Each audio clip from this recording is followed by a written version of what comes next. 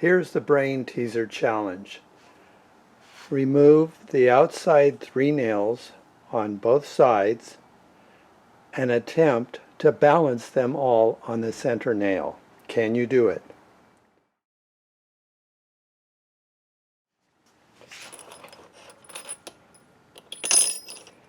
Well, after probably 5 minutes of frustration, it isn't going to be done. Okay, to start, what you need is a block of wood, and it can vary in width. This is about 2 inches, 1.5 inches here. This is babinga. This is pine. Excuse me, this is cherry. And the nails I used were 16D, 3.5 inches long, just bright nails. And I made a pattern, and this pattern is set up for this size nail. My pattern has a piece of wood 6 inches long. You can get the width that you want, and then the holes will be every 3/4 inch, and the holes that you will drill will be 9/64. Of course, you don't need to make a pattern. You're going to maybe just make one, but I'm making this for a group, so a pattern is necessary. So I don't have to measure. I'm just going to take my pre-measured pattern, and I'm going to set it between the blade and my magnetic fence. So I'll slide my fence over. That will give me my width. I'll lock in the magnets. And then I'm going to just take a piece of this inexpensive scrap redwood and run it through the blade.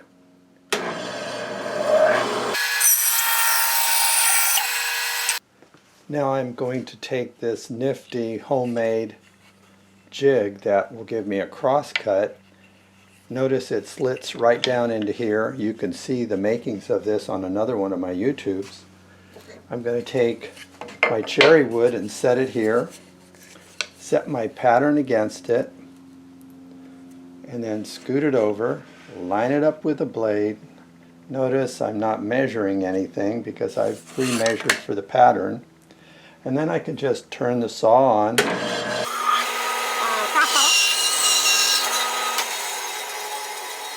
Now I have the block of wood I want. Oftentimes you get an odd width on a piece of wood and you try to find the center using mathematics and measurements. Easiest way I know is just take a piece of paper and cut it the size of the wood, fold it in half, and there you've got your dead center. You can see I've laid the pattern down, and because I'm working alone, I've immobilized it using these holdfast. So I'll just go through with my punch here and just gently, I don't want to hit it too hard because I don't want to increase the size of the pattern, just gently mark the place where I'll drill my holes. Now when you drill into the wood, you don't want to go all the way through. You want to have the depth stop at a selected spot. And so I have set the depth of my drill press to go a little bit more than a half into the wood. If you don't have a drill press, you can always use the old-fashioned method and just take a drill bit and put a piece of tape on it as a stopping point and put it in your portable electric drill. That works almost as well.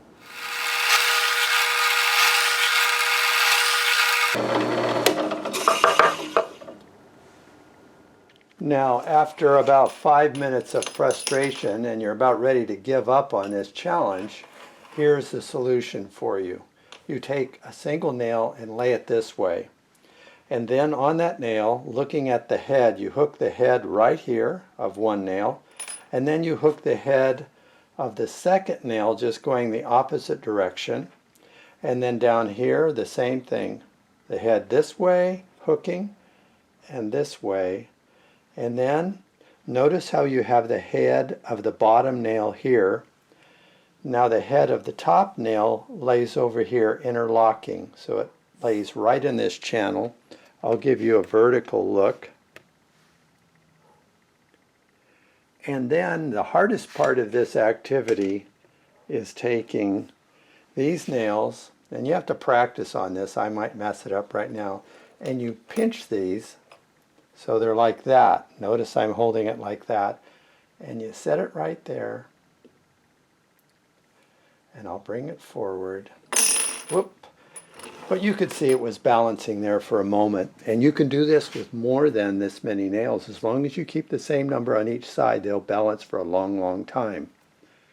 It's easier to balance these off screen, and I'll try and rotate this slowly and let you see what it looks. There it goes. It's going to slide off, I think. But you can see you have a dynamic balance there with the same weight on each side, much like someone that's a tightrope walker will have a long piece of material they have to lower their center of balance.